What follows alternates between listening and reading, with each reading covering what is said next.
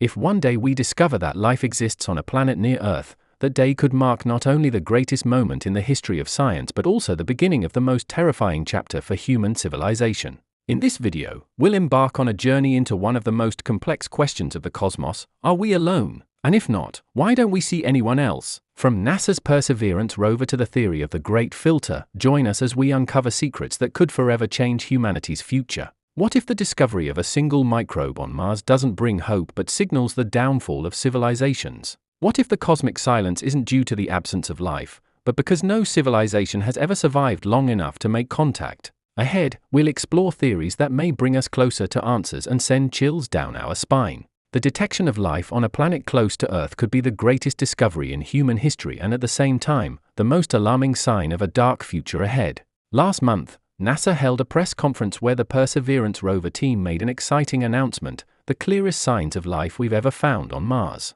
Further analysis of these potential biosignatures is ongoing to rule out non-biological explanations. Until then, speculation about the meaning of such a discovery runs wild. Finding extraterrestrial life on Mars could not only teach us about the origins and evolution of life on other planets, but also offer valuable clues about the state of life across the universe. One of the mysteries such a discovery might illuminate is the Fermi Paradox, the age-old question: so where is everybody? And even more urgently, can humanity survive long enough to become an advanced civilization? In short, the Fermi Paradox suggests that if stars and planets capable of hosting intelligent life exist, why haven't we observed any signs of them across the cosmos? One of the most discussed solutions to the Fermi Paradox is the concept of the Great Filter. Robin Hanson of George Mason University argues that since we see no evidence of alien technological civilizations, there must be a massive barrier in the path of life or civilization. This barrier prevents civilizations from reaching the stage where they leave observable, large-scale impacts on their environment visible even from Earth. The Great Filter interpretation explains the cosmic silence by suggesting that the number of NPQ civilizations is very low, even though the number of potentially habitable planets, N, is high. The probability of intelligent life emerging, P, and then reaching a super-technological stage, Q, is extremely low. The real question is, why?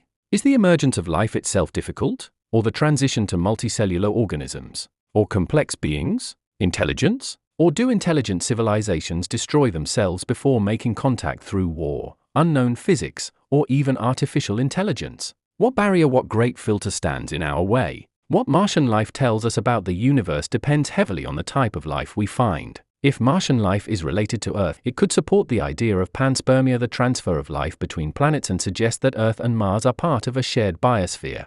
But if Martian life has an independent origin, it strongly implies that life is a common phenomenon in the cosmos. Either outcome would be revolutionary for human knowledge. If Martian life is related to Earth, it shows that stable microbial transfer within the solar system is possible but tells us little about life elsewhere in the universe. In contrast, if Martian life is independent, our understanding of the Great Filter shifts. For example, if it's only single-celled, we might conclude that the barrier lies in the transition to multicellular life or beyond. Nick Bostrom, the renowned Swedish philosopher, believes that examining the complexity of Martian life could reveal where the filter actually sits. In a 2008 article for MIT Technology Review, Bostrom explained that evolutionary transitions that occurred multiple times on Earth, like flight, vision, photosynthesis, and limbs, are unlikely to be the Great Filter. But those features that happened only once and took a long time, like the initial emergence of life, could be serious candidates. Bostrom warns that the worst-case scenario would be discovering vertebrate organisms on Mars,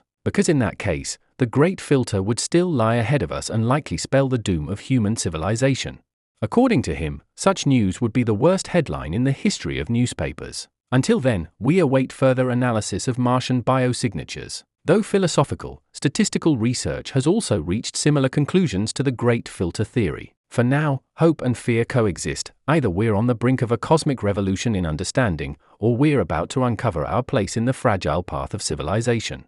The discovery of life on Mars isn't just a scientific milestone, it's a mirror that may reflect our future. If Martian life is independent, perhaps life flows freely throughout the universe.